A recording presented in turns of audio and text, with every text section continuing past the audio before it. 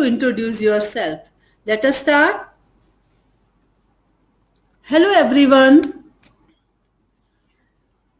आज मैं आपको बताऊंगी how to introduce yourself. Introduction 2 types की होती है, एक फॉर्मल इंट्रोडक्शन और second informal introduction. Formal introduction कब होती है? जब आप इंटरव्यू में जाते हैं या ऑफिस में या वर्क प्लेस पर जब आपको इंट्रोडक्शन देनी है तो वहां पे फॉर्मल इंट्रोडक्शन देंगे. जब आप फ्रेंड्स और रिलेटिव्स के बीच में इंट्रोडक्शन देने जा रहे हैं तो वहां पर उसे बोलेंगे इनफॉर्मल इंट्रोडक्शन. एक इस इंट्रोडक्शन के लिए, फॉर्मल और इनफॉर्मल इंट्रोडक्शन के लिए मैंने एक स्ट्रक्चर तैयार किया है. फॉर्मल इंट्रोडक्शन में आपने 10 पॉइंट्स को कंसीडर करना है और इनफॉर्मल में 7 पॉइंट्स को. फॉर्मल इंट्रोडक्शन में फर्स्ट पॉइंट है एंटर, फिर greetings, name, place, qualification, skills and experience, strength, life aim, hobby and last में एंड. इनफॉर्मल में आप 7 पॉइंट्स कंसीडर करेंगे: enter, greetings, name, place, position and work, hobby, end. हमारा first point, मैं आपको formal introduction के बारे में बता रही हूं. फॉर्मल इंट्रोडक्शन से हम शुरू कर रहे हैं. फॉर्मल इंट्रोडक्शन में फर्स्ट पॉइंट है enter. Enter means take a permission. आपने कैसे परमिशन लेनी है, आप क्या वर्ड यूज करेंगे, ये मैं बताऊंगी आपको. मे I come in ma'am, may I come in sir. मे से स्टार्ट करना है आपने. जब भी आपने परमिशन लेनी है आप कैसे स्टार्ट करेंगे? May I come in ma'am, may I come in sir. आपने क्या वर्ड यूज नहीं करने? Can, could, would. इन वर्ड्स को कभी भी यूज नहीं करना. और इसमें कुछ बॉडी लैंग्वेज की बातें जो मैं आपको बता रही हूं. आपने ग्रीटिंग्स करने से पहले एकदम अपने आप को कूल डाउन करो. और अगर आप एंटर कर जाते हो ऑफिस में और आपको ऑफर करते हैं चेयर, तो आपने क्या कहना है? Thank you very much. और आप जब चेयर पे बैठे हैं आपका पोस्टर बिल्कुल सिट स्टेट, आप सीधे बैठे होंगे और आपका आई कांटेक्ट बने. और जब भी आप रिप्लाई करें बड़ा कॉन्फिडेंटली और हैप्पीली रिप्लाई करें. और आपकी वॉइस स्टेबल होनी चाहिए. नेक्स्ट हमारे पास आ रहा है ग्रीटिंग्स. ग्रीटिंग्स को हम क्या बोलते हैं हिंदी में? नमस्कार, प्रणाम, अभिवादन करना. इंग्लिश में कैसे बोलेंगे? Good morning, good afternoon, good evening. लेकिन हमारे बच्चों को कई बार कंफ्यूजन हो जाता है टाइम को लेकर. कैसे टाइम को लेकर, हमने कब किस समय कौन से वर्ड्स को यूज करना है, इसको मैं क्लियर कर रही हूं. बच्चों, जब आप रात के 12 बजे से दिन के 12 बजे तक किसी से मिलते हैं और विश करेंगे, कैसे विश करेंगे? Good morning. और 12 बजे के बाद शाम के 5 बजे तक आप किसी से मिलते हैं और विश कैसे करेंगे? Good afternoon. और शाम के 5 बजे से रात के 12 बजे तक आप किसी से मिलते हैं तो आप कैसे बोलेंगे? Good evening.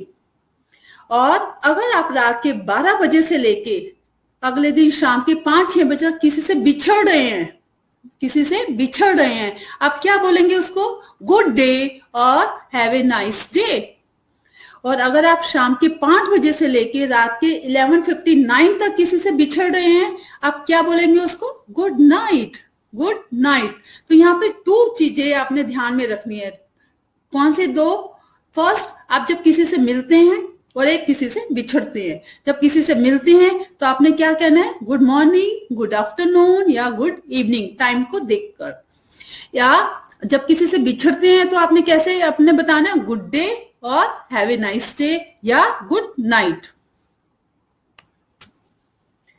नेम. हमारी एग्जिस्टेंस किससे होती है? नेम से. तो आपको नेम कैसे बोलना है, इसमें आप ये चीज समझेंगे. आप सपोज जो आपका नाम है आपने वहां से शुरू करना है. माय नेम इज, आपका नाम है मंजू, अब माय नेम इज मंजू. आपका नाम गरिमा है, आप कैसे बोलेंगे? My name is Garima. आप ऐसे भी बोल सकते हो, I am Garima, I am Manju, I am Puja. या इस तरह से भी कहा जा सकता है, this is Garima, this is Manju. इन नेम में आपने एक बात का बहुत ध्यान रखना है कि my self Garima, my self Manju, ये वर्ड कभी यूज नहीं करना. नेम के आगे माई सेल्फ वर्ड नहीं आना चाहिए। माई सेल्फ एक पोजेसिव प्रोनाउन है और इसको आपने नेम से पहले यूज नहीं करना। तो बेस्ट वे है my name is Garima. Name के बाद हम आगे चल रहे हैं प्लेस। प्लेस मतलब स्थान, जहां पर आप रहते हैं। आप कैसे कहेंगे? अगर आप अंबाला में रहते हैं तो आप कैसे बोलेंगे? I belong to Ambala city. या और इजी बनाना है, I am from Ambala city.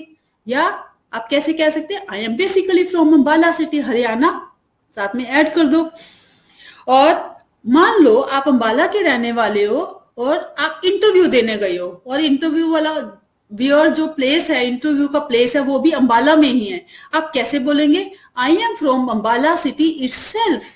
I am from Ambala city itself. ये इटसेल्फ आप तब लगाएंगे जब आपका इंटरव्यू का प्लेस भी अंबाला में है और अब आप अंबाला के ही रहने वाले हो, तो आपने वर्ड क्या लगा देना है? इटसेल्फ। अंबाला में ही रहने वाला हूं। I am from Ambala city itself. Next हमारे पास आएगा क्वालिफिकेशन। क्वालिफिकेशन को हमेशा याद रखो, always start from lower to higher. सबसे पहले मैट्रिकुलेशन, फिर क्लास 12, फिर ग्रेजुएशन, फिर पोस्ट ग्रेजुएशन। ठीक है? तो मान लो आप कहते हो कि मैं क्लास 12 में हूं, आप कैसे बोलेंगे? I am in class 12। या आप इसको इस तरीके से भी कह सकते हैं, I am in 12th standard. लेकिन आप जो गलती करते हैं वो क्या गलती करते हैं? I am in class 12th। This is wrong sentence. I am in class 12th, ये रॉन्ग है। आपने इसको कैसे कहना? आई एम इन 12th स्टैंडर्ड, ये राइट है। तो आपने ध्यान देना है, आप इस तरह से बोलेंगे। अगर एक 6th क्लास का बच्चा है, वो कैसे बोलेगा? आई एम इन क्लास 6 या I am in 6th standard.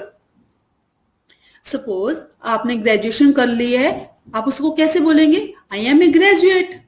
अगर आपने पोस्ट ग्रेजुएशन कर ली है, आप कैसे बोलेंगे? I am a post graduate.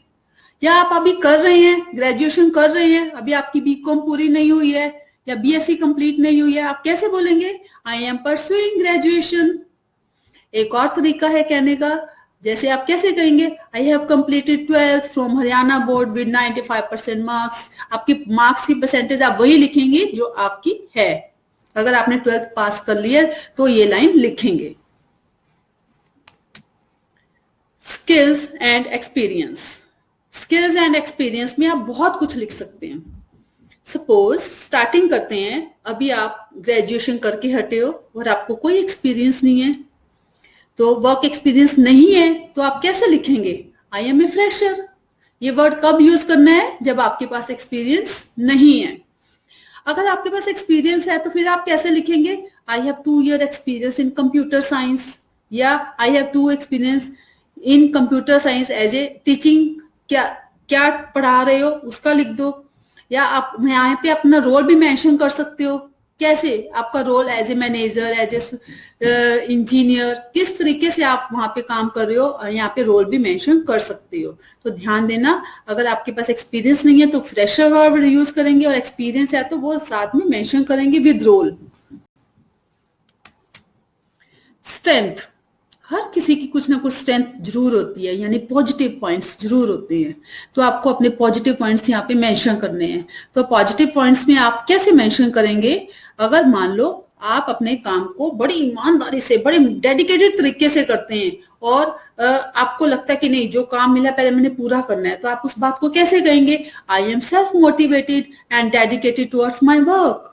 I am self motivated and dedicated towards my work. मान लो आप एक साथ कई काम कर लेते हो, आप म्यूजिक में भी चले जाते हो, आप कल्चरल में भी जाते हो, और आप सपोज आप अपना स्टडी वर्क भी बहुत अच्छे से करते हो, घर पर भी मम्मा की भी हेल्प कर लेते हो, सब कई तरह के काम एक साथ कर लेते हो, तो आप कैसे बोलेंगे? I am a good multitasker. I am a good multitasker. Suppose आप टाइम ओरिएंटेड हो, आप टाइम पे अपना काम पूरा करते हो, तो आप कैसे बोलेंगे? I do my work within given time.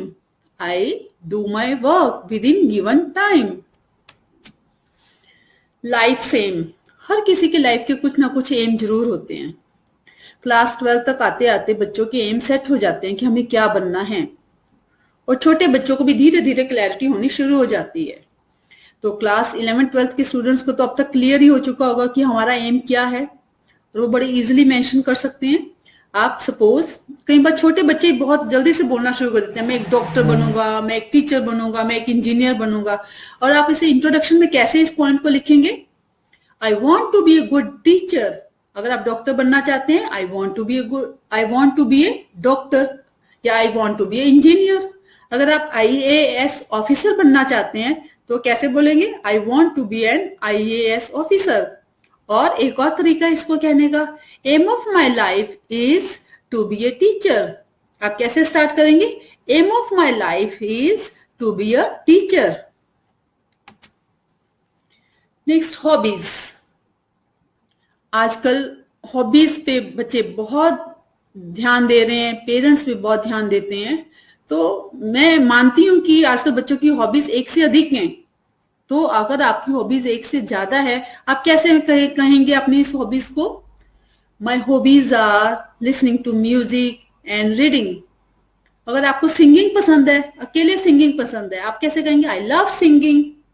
Suppose आपको खेलना पसंद है, I love playing guitar, I love playing table tennis, I love playing badminton. जो भी आपको पसंद है वो आप इस तरह से लिखेंगे। लास्ट में एंड बहुत पोलाइटली आपने बोलना है, that's all about me, thank you. अभी तक मैंने फॉर्मल इंट्रोडक्शन के बारे में बताया, अब मैं आपको इनफॉर्मल इंट्रोडक्शन के बारे में बताऊंगी। इनफॉर्मल इंट्रोडक्शन, जब आप फ्रेंड्स के बीच में, रिलेटिव्स के बीच में अपने इंट्रोडक्शन दे रहे हो तो आपने कौन से पॉइंट्स को कंसीडर करना है? ये 7 पॉइंट्स हैं। सबसे पहला पॉइंट है एंट्री। जब आप एंटर करेंगे रूम में तो आप अपने फ्रेंड्स के साथ कैसे बोलेंगे? आप बोलेंगे can I come in, can I come इन। आपने फॉर्मल में कैसे बोला था? May I come in ma'am, may I come in sir. ये दोनों में डिफरेंस है। फ्रेंड्स के बीच में आप बोलेंगे कैन आई कम इन, और उधर फॉर्मल इंट्रोडक्शन के समय आपने कैसे बोलना है? मे I come in sir, may I come in madam. Next है ग्रीटिंग्स। यहां पर आप क्या वर्ड्स यूज करेंगे ग्रीटिंग्स में? जिसे हम नमस्कार वर्ड बोला था, यहां पे बोलेंगे हे, हाय, व्हाट्स अप, यो, व्हाट्स गुड। और फॉर्मल इंट्रोडक्शन में हमने बोला था good morning, good evening, good afternoon. Next name. Name में आप बोलेंगे दिस इज, जो आपका नाम है वो मेंशन करो। This is Manju, this is Garima, this is Poonam, this is Aarti. Next place, जहां पर आप रहते हैं वो आप बोलेंगे I have been living in Ambala 4 years। जितने सालों से आप रह रहे हैं वो मेंशन करेंगे। नेक्स्ट पोजीशन, अगर आप कहीं पर काम कर रहे हैं और आप वहां पे अपनी किस पोजीशन पर काम कर रहे हैं वो मेंशन करेंगे। I work as an accountant in HCL company. Last में आपके पास आएगा हॉबीज। अगर आपको सिंगिंग पसंद है तो आप कहेंगे आई लाइक सिंगिंग। अगर आपको खेलना पसंद है तो आई लाइक प्लेइंग। अगर आपकी हॉबीज एक से ज्यादा हैं तो आप बोलेंगे my hobbies are listening to music and reading. और लास्ट में आपने एंड करना है सेम जैसे फॉर्मल में किया था। आप बोलेंगे that's all about me, thank you.